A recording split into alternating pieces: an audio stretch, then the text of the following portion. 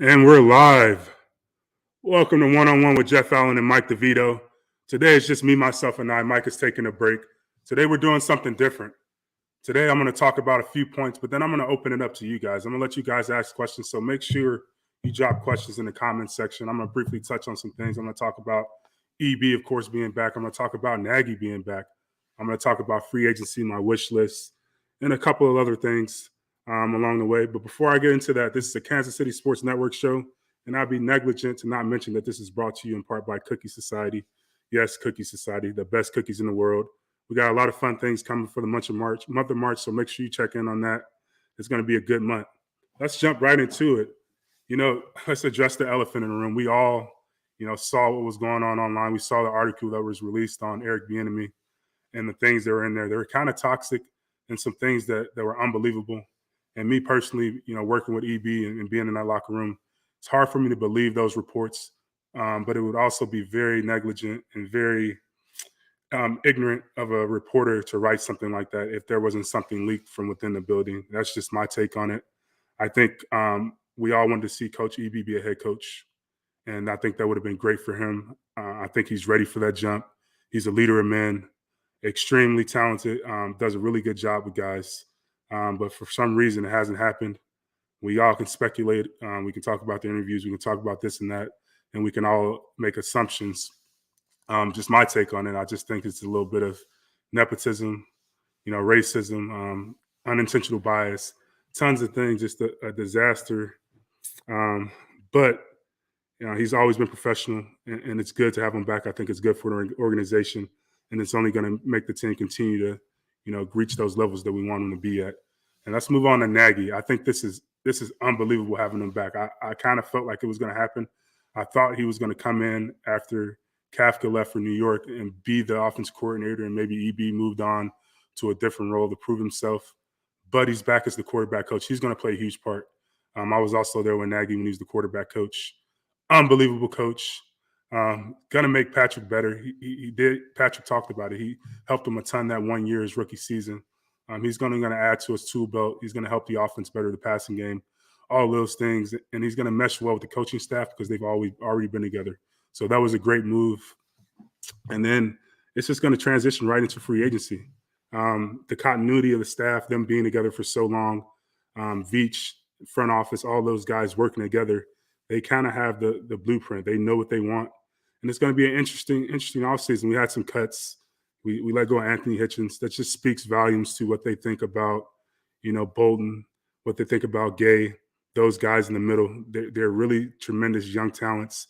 And I think that was the right move. Even though Hitch was a great leader, I think that was the right move for the future. Thinking about the guys that are potentially not going to be back, like Honey Badger. I know there's reports on Frank Clark, whether he's going to be traded or released or restructured, whatever it might be. But no one's sure.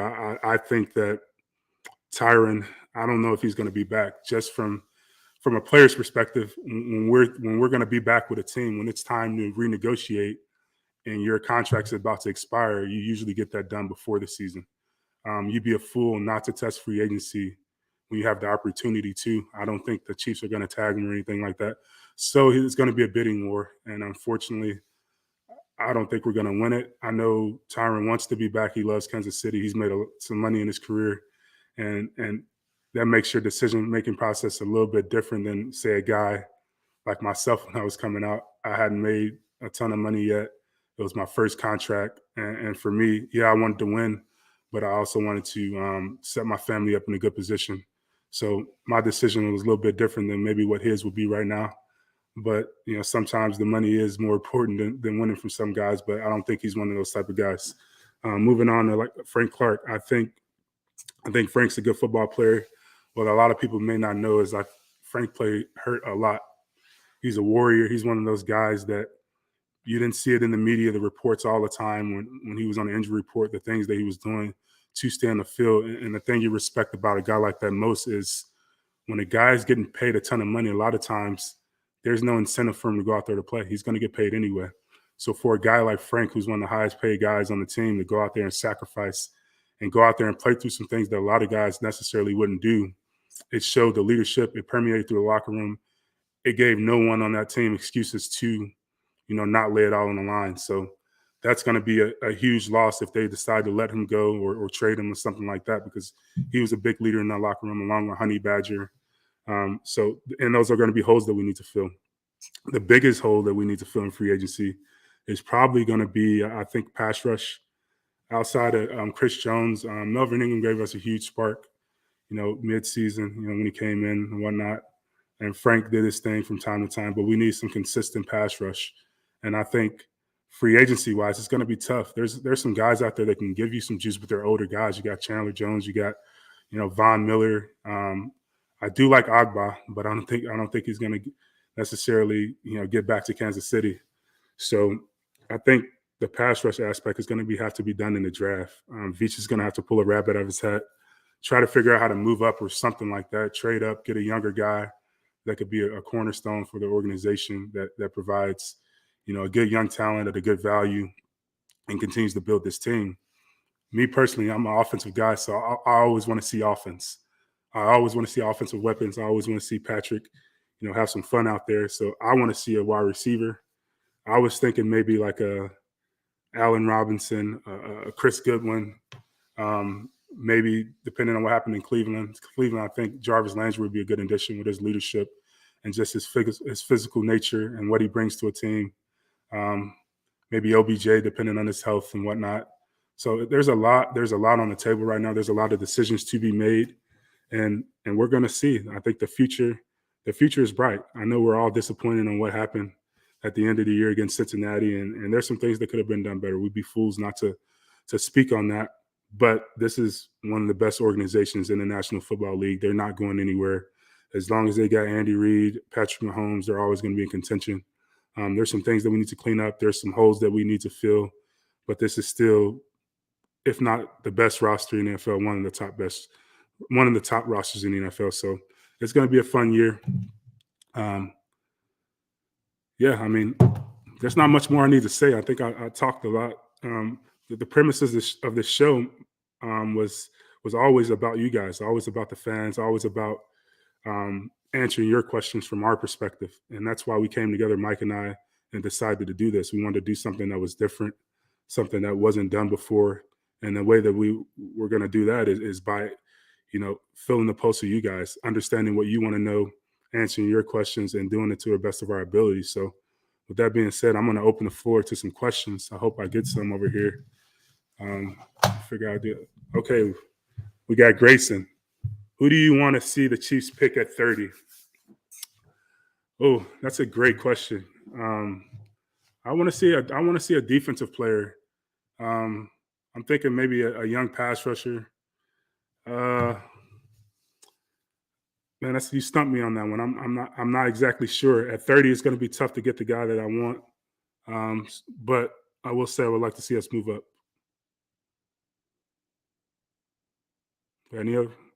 What was your favorite and least favorite drill in practice?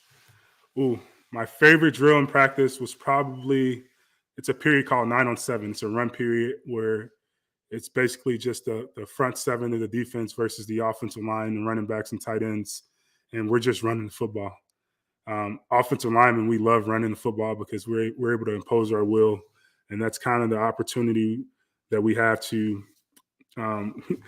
beat the defense. A lot of these guys now are paid to rush the passer, so they don't like to play the run. So when we have those periods, that's when we go out there and we have fun and we dominate. My least favorite probably was pre-practice is when we hit the sled. The sled is one of those things where it's mundane. You have to do it to get better, but it's also very irritating because that thing does not move. What's the biggest positive and negatives when there's a loss of a player, leadership, X potential of Frank Clark and Honey Badger? I would say it's tough. You losing those types of guys. The reason being is because, you can replace leadership, but it's not a guarantee. And those are one of those things, those intangibles, those values, you can't place a number on them. And you don't necessarily know where you're going to find it outside of the building because you aren't with these guys every day. They hit on Frank Clark and Honey Badger as far as leadership and production. But that was also a gamble. A lot of the time, times the leadership that you want in your building is guys that you draft, guys that come in and they adapt to the culture and they come up in the system. So I'm guessing we got some guys in that locker room that possess those abilities right now, and they're banking on that. But I don't know if we'll be able to go outside our locker room and necessarily fill that void. Mill coming back. I think he comes back. I think it's going to be one of those situations. He's later in his career, so they're going to play the game with him where they're going to tell him he's owed, and they're not going to give him what he wants to get paid. And unfortunately, when you get older, they put a price on you. So he knows his number. That number is going to stay the same for a long time. So he's probably going to wait it out, enjoy some time with his family, not necessarily rush to sign. He's not going to probably show up for OTAs or anything like that. He's going to be one of those types of guys that signs either right before camp or mid camp. And I think he'll be back. I think he enjoyed his time in Kansas City. I think he fit well in defense, and he brought a ton of leadership and juice to the defense. So I would love to see him back. As a player, how important do you think it is to new fresh ideas of the offensive coaching staff? I think it's really important. And I think that's one of the reasons why Coach Reed is so successful, because he's not one of those guys that has a huge ego. He's not the type that says it's my way or the highway. He adjusts and he adapts to, what the league is. 14 years ago, he was on top as offensive coordinator, head coach, and he still is today. And that's because he's constantly bringing in new, younger talent, and he's listening to these guys, not only the coaching staff, but he's listening to the players, and he's implementing even concepts and formations from college football, things that you see they're innovative. He's doing those things and adding his own twist to it. That's what makes him so special. Flavors for March. Great question, Grayson. I know for a fact we have a lemon Danish cookie, a chocolate donut cookie, a blueberry muffin. It's breakfast themed, so I know I'm missing one, but it's going to be a really good lineup. Juju. I like Juju. I think I would have loved to see Juju here. I know they had an opportunity last offseason, and it didn't work out. You can't blame him. When a guy wants to stay home, you can't blame him. He took the opportunity to go back to Pittsburgh to try to finish the job with his teammates there. So I'm not going to dock him for that, and I would love to see him in Kansas City. I think he would be a good possession type guy.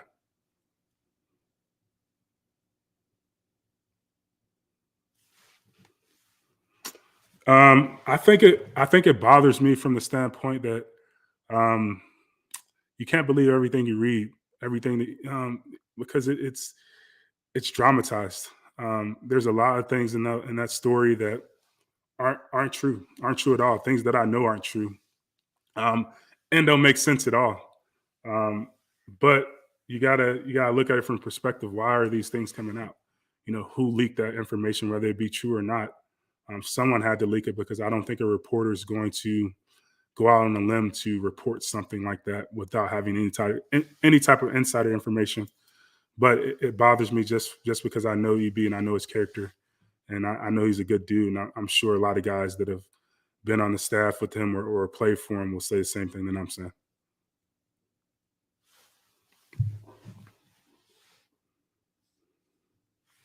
I think Orlando did a good job this year. I think starting out in the year, a lot of the issues that we saw or fans saw was just him and Patrick getting to know one another. Patrick isn't a traditional pocket guy. Sometimes he drifts a little bit back further than other guys, and that was a lot. It had a lot to do with just personnel. I think up until this year, he hadn't had the interior that he needed, where he could have that trust to step up, knowing that it would consistently be a clean pocket and the depth would be at the correct depth, and he could step up. So he just got used to being a little deeper than normal and making plays and scrambling out the pocket. And Orlando, I mean, he had some good landmarks. But once they figured everything out and Patrick gained that trust of the interior three, which I think is the best in the league right now, and Orlando figured out, the points of the pocket and kind of got an idea what Patrick was going to do and play in and play out, they started to play a lot better together.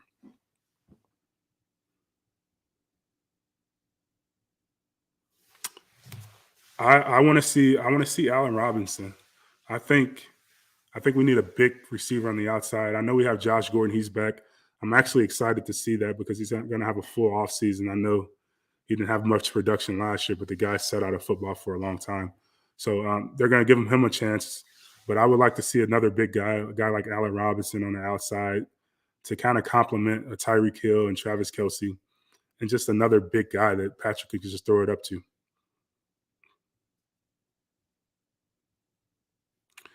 No, I'm not interested. Let me take that back. I am interested in coaching on the high school youth level. Don't have any interest in coaching college football, NFL. I love football, but it takes a lot of your time to coach on that level. And that's not something that I want to give up. I gave up a lot of my life playing football, so I don't necessarily want to do that with the coaching aspect of it on that level. But I would love to do it on high school or youth level where it's not much of a time commitment, but I can make a huge impact.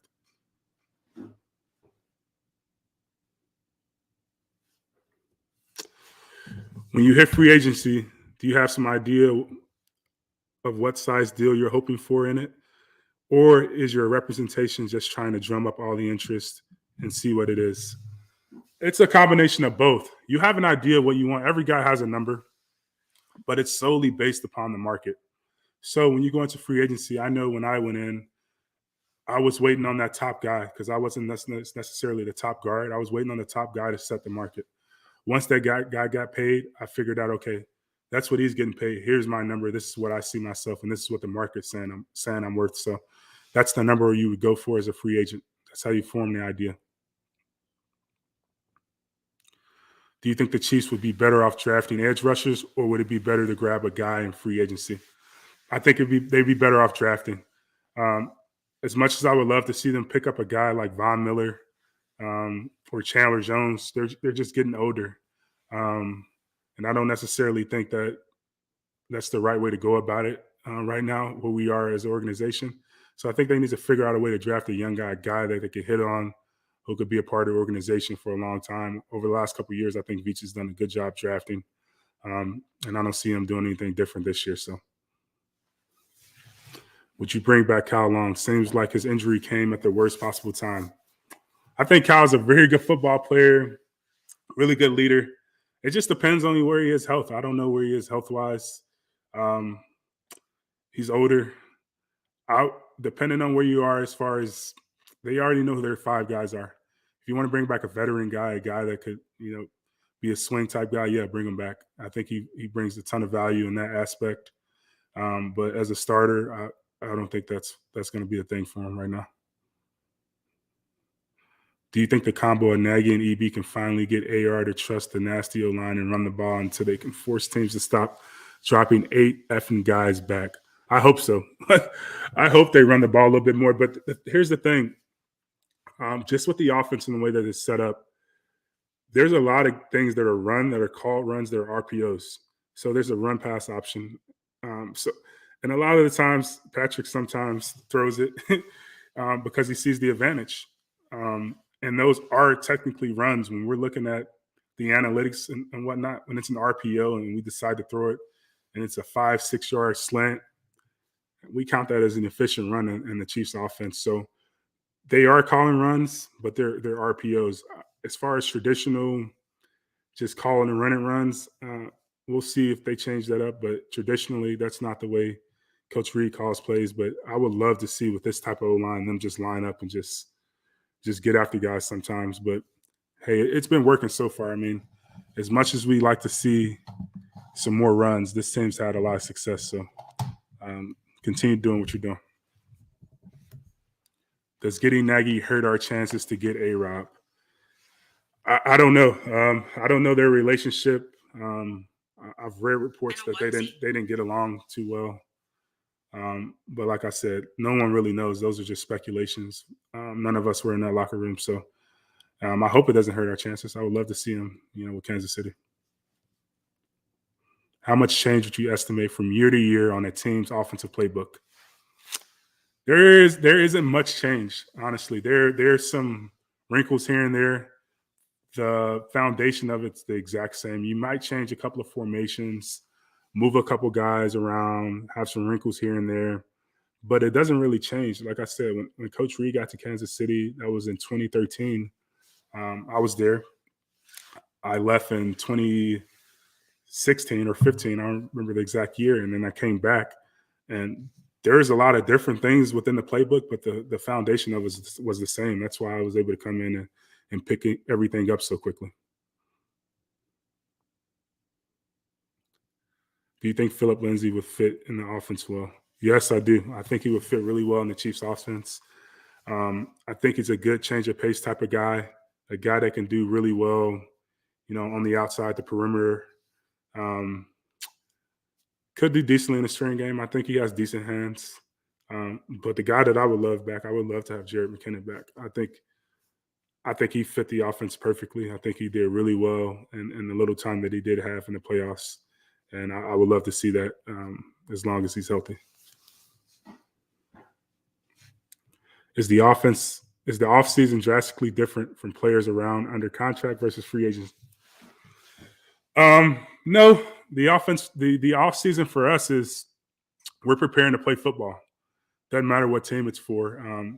We're working out. We're getting ready. We're priming our bodies to get ready for OTAs and training camp. The football aspect of it will work itself out. So you're not worried about it if you're on a team or not. You're just working, to be physically ready when that time comes. P.S. Love listening to you and Big D. Yeah, man, I appreciate it, man. I think, me and Mike have a good rapport. I love the aspect of it being big guys talking football because we don't get a lot of love. A lot of the times, the only time you hear, especially offensive line, you hear our names is when we mess up. So I love this aspect of it. If you could bring back in time, if you could go back in time, whose jersey would you get? I would say Reggie White. I grew up in Chicago, but that was the first jersey I ever got. And that was right when I started playing football. I knew nothing about football when I first started playing. I just saw kids with pads, and my uncle played football in college, and he's like, you should give it a try. And my dad ended up getting me a Reggie White jersey, which was a Packers jersey. And you could imagine the type of hate I was getting in Chicago wearing their Packers jersey. But that's when I got interested in football. So I started watching Reggie White. I thought I was going to be a defensive lineman. Ended up being an offensive lineman. Did you see Clyde that had to have gallbladder surgery last offseason? How much does offseason training lead to improvement for upcoming seasons? I didn't see that, but I think offseason preparation is huge. This is where you set the foundation.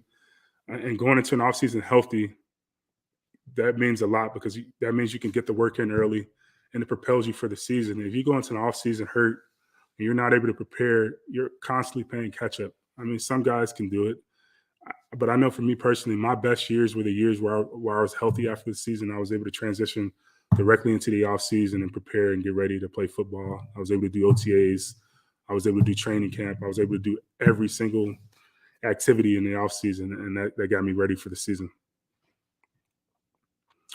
When entering free agency, what sort of things do you consider? Organization, winning, coach, quarterback, physical location? You consider a lot. I'll talk for me personally. When I was coming out for free agency, the first thing that I was considering was money. I know a lot of guys will politically tell you, hey, I want to win. Yes, I wanted to win. I wanted to win as much as I wanted money, but winning don't pay the bills. So when I was coming out, I was looking for my first payday. I was trying to get paid. And while getting paid, I was trying to go somewhere where I could get paid and possibly win as well. So my decision was based off of money. Then I looked at the quarterback because quarterback offensively is the direct indication of winning. It's an organization, period. If you got a decent quarterback, you can win. Then I was looking at location and all those different things. And then comfort, like how do you fit into the scheme? I think that's very important. My second time around, after getting let go in Houston, I had opportunities to go elsewhere. I could have went to 5-6 different places, could have got paid more money, all these different things. But at that point, I had made a decent amount of money to where I was comfortable, and money wasn't even a factor in my decision-making. So I decided to come back to Kansas City because I knew they had a great quarterback. I knew I was comfortable because I've been in the organization before. I knew everything that they were about. And I knew that we had the opportunity to win a Super Bowl. So the money aspect of it didn't matter to me at that point. So it just matters on who you are, where you are in your career, and what you place value on. And that's just from my perspective. How much do coaching titles matter in the hierarchy? With Nagy being a senior assistant coach, where would he sit with Reed and EB? I think it matters if you're with a staff with ego. I know Kansas City, there's not a ton of ego within that staff. They all collaborate. They all do their jobs. Everyone has a role. I mean, even like with Nagy being there, he's gonna have an impact on the game plan. He may not call plays, but he's definitely going to implement things that go into the game plan. There are going to be plays called that Nagy might draw up. There are going to be plays called that Coach Reeves draws up. Same with EB. But they're all going to be doing their part. I know even Coach Heck, I mean, he's the run game coordinator. So he's ultimately deciding, what's going to go into the run game plan. What type of plays do you think is going to work against this defense, and adding things into the game plan. And so all these guys work together. It's not necessarily a title thing. I think that's all about ego, and I don't think these guys have a ton of it. Do you see Nang becoming a consistent starter? Yes, I do. I wanted to touch on that. I think Nang is a hell of a football player. Last year, I think he had a lot of good moments. Biggest thing is just staying healthy, being out on the field, and two, just being consistent. And that consistency comes as you get older. I mean, last year was his rookie season. I know it was his second year technically, but he was a rookie. And being a rookie, it's tough to play good football. It really is. Trey Smith and Creed Humphrey are outliers. Those guys did something that you don't typically see. You don't see rookies coming in and dominating, and not only dominating, not having missed assignments and playing like veteran guys. You don't see that typically. So those guys are outliers. Those guys are doing something that's really, really special. But I think Nang is only going to get better. He got some experience last year. Hopefully he's 100% healthy and he comes back and he gets the opportunity. Which player do you wish you got to play next to? I wish I played with Creed Humphrey and Trey Smith. Even Orlando Brown. I would love to play next to those guys. These guys are super physical, play super hard. They look like they're having fun, especially Trey. Trey's a dog, man. He's one of those guys that just wants to destroy someone and actually take someone's soul. Like, he's the type of guy that looks like he's fun to play with. So, I mean, all those, I can't go wrong with any guy on the offensive line right now, but I'll probably say Trey Smith if I had to pick one. Are you ever going to open a cookie society in Kansas City? One day, man. We're really looking into it. Just doing some behind the scenes things as far as business, making sure our processes are down and that we can efficiently do it and do it the right way. Once we get to that point, we're definitely going to be looking at Kansas City because that's a special place for myself and my wife and my family. And I know Kansas City loves cookies because that's the number one place online that orders from us. Awesome, guys. I think that's all we got question-wise. Love doing this. Hopefully we can do it again. Next time we'll have Mike with us. And I think this will be something we'll do in the future. So I appreciate you guys tuning in. Appreciate all the questions. Y'all have a good one, man. Go Chiefs.